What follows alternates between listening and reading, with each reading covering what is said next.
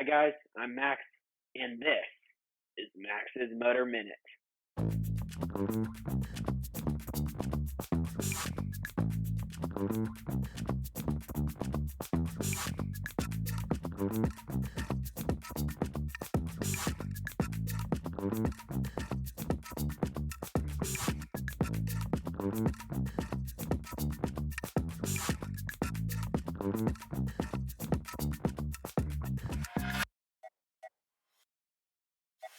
What's your favorite show in the whole world? Top Gear. That's right. Hi guys, on this episode of Max's Motor Minute, we've got the legendary Tanner Foust joining us. Let's get into it.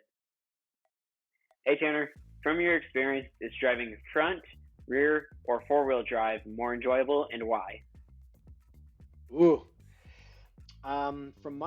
First of all, they're mostly the same, except when you are on throttle enough, with enough power to overcome the grip on a tire. So, in a 100 horsepower car, front, rear, all-wheel drive would all be identical. Once you get to higher horsepower, then you can start to get a little bit of wheel spin, so then you notice the difference between them. Or if you're on ice or snow.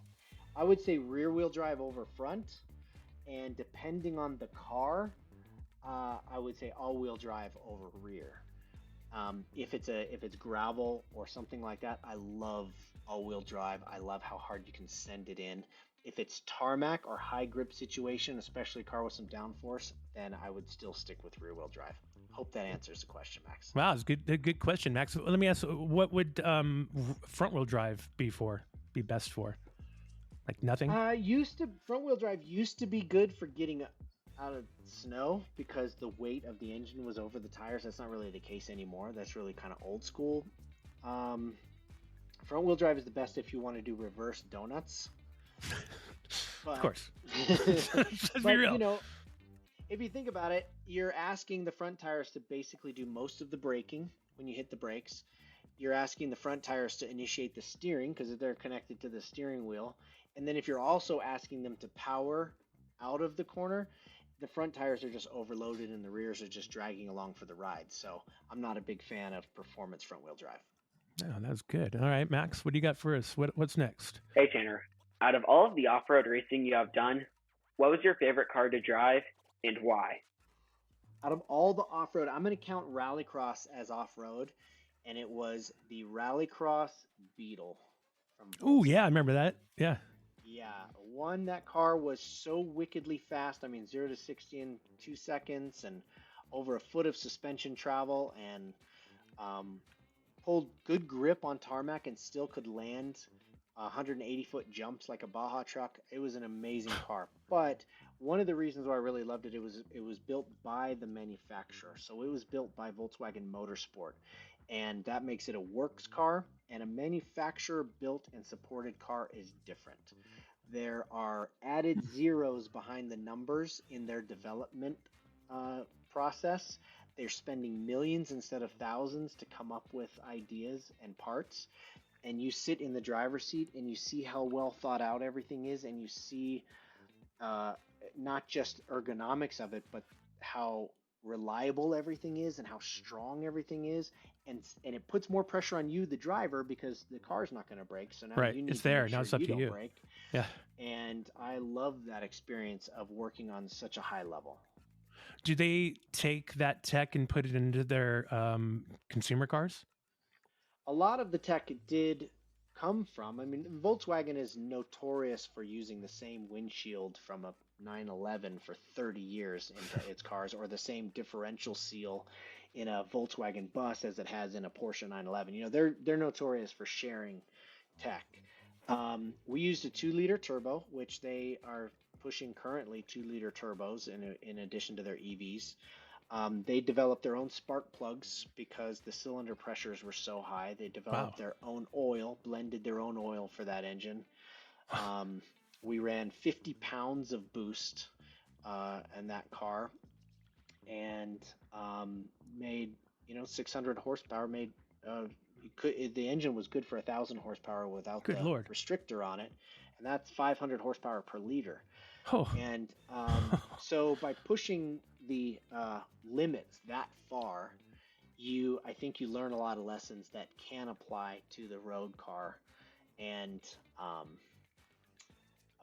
and can make them more reliable, more capable, more safe. That's so cool. I had no idea. Wow, good question. Another good answer. Another good answer. I know, Max. Man, knocking it out of the park. I love Max this. is killing it. Tanner, does a central driving position make racing and driving easier or harder? Very funny that you asked that, Max, because I literally had this question yesterday, because I drove up Pikes Peak in a centrally cockpitted Radford. And it was very, very fast, and Pikes Peak has a lot of edges that you have to be close to. You can get very comfortable in your normal left side. I've also filmed movies and raced with right side seating cars, which are weird at first, but once you start sliding them around, like Tokyo Drift, I did Tokyo Drift, like 60 nights of drifting. That's insane. In a gray 350Z that was all right-hand drive. Pulling the handbrake and shifting gears with this little noodle arm over here is difficult. But sometimes the most dangerous part is parking, because that front left corner seems pretty far away. Central seating, though, I think it is easier to zone in. I think it's easier to get into a little bit of a zone on a windy, tight track. But would it affect your time up the mountain? Probably not. Got it. Not that I was racing, but when we went to Ireland for the first time for our honeymoon, they just throw you in the car and they're like, here you go. You get a manual because it's the cheapest thing.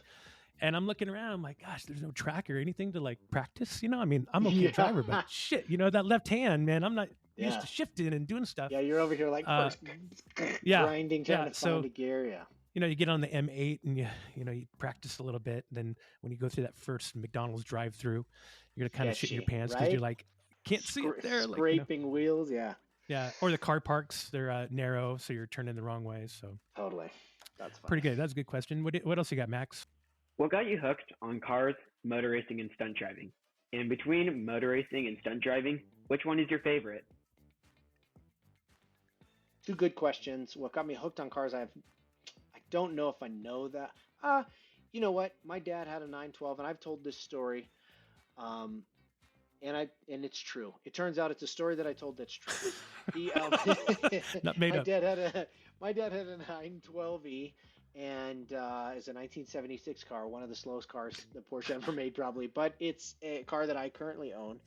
And he drove around a corner one time when I was 5 years old, and the tires squealed around this corner. Literally was Colorado Boulevard to Hampton in Denver. And I always loved, I think I loved cars before that, but that's when I first started to love driving. And watching the process and the clutch, and watching the biting point on the clutch as he pulled away, and how he did the shifts, and what RPM he would shift at. And I really focused on that stuff after that and became pretty obsessed. Second part of that question, what do I like better, the stunt driving or the racing? It's always been racing for me. Stunt driving is cool because you get to crash on purpose, and that's cool, but it doesn't scratch the competitive itch. And at some point when I was going through high school, I played some sports. In college, I didn't play sports because I was, collegiate level was just higher than I was, and I started school as an engineer, so I thought that I wouldn't have time anyway. Mm-hmm. And long story short, I was missing competitiveness in my life, and luckily found it in motorsport. And I realized that's a really important part of, if you've ever seen What a Cocky Dick I Am, sorry for the language, in the show Top Gear, then you know. No, you're not competitive at all, Tanner. Yeah, then you know that I'm a little bit competitive, and so that still is the core that drives me. Very cool. Question on your dad's cars. Is that the one you have in your place? Yeah. On the rack? Yeah? Yep. Okay. Yeah, it sits in the second floor of my house, and it's a shrine now, poor old thing, but I still get it out occasionally, and it's still slow, but it's still, still a runner. And it looks pretty, man. It's a good set piece in the house. It's a good looking car. This is Max's Motor Minute.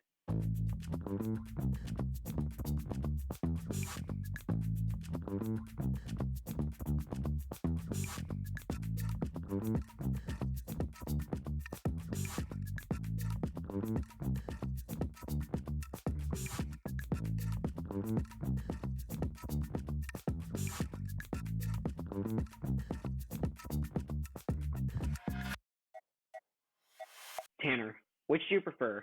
A manual transmission with less gears or more gears for racing? Less gears or more gears for racing.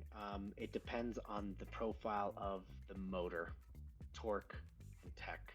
So, for example, when Porsche came out with like the 9 Turbo, when they came out with the 911 Turbo, it had such a long turbo lag, but so much torque that they found that it was faster, better for 4 gears.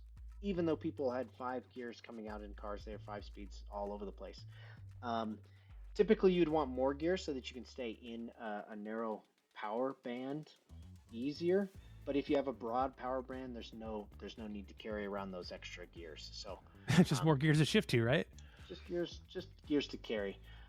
So if I'm driving a non-turbo car, usually a bit more gears because you really need to stay up in a high RPM range. If I'm driving a turbo car, the torque range is much flatter and broader, so you can have fewer gears and still stay in the high boost and high torque area, and you benefit with less work as a driver and still go faster.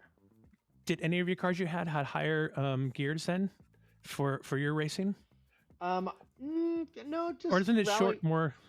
Yeah, Rallycross is 6-speed, but if we didn't use the first gear, a lot of times we just wouldn't put it in. And in some surfaces, you would actually launch in second gear even. First gear would just be a waste of time. But yeah, never raced a car with, maybe I did like a Lamborghini Trofeo thing. That may have had 7. Wow. But yeah, now it's all electric, so, no gears. Now it's just a straight band and a stop button. Yep. Another good one. Thanks, Max. Good questions there, Max. Tanner, thank you so much for coming on Max's Motor Minute and answering all of our questions. We've got one last one for you. What makes you so passionate about what you do? What makes me passionate about what I do is I love learning. I love learning stuff. Pilot's license, the various parts. I've raced so many different disciplines and been involved in so many aspects of the automotive world, whether it's stunt driving, doing stunts for like Hot Wheels, doing TV shows or whatever.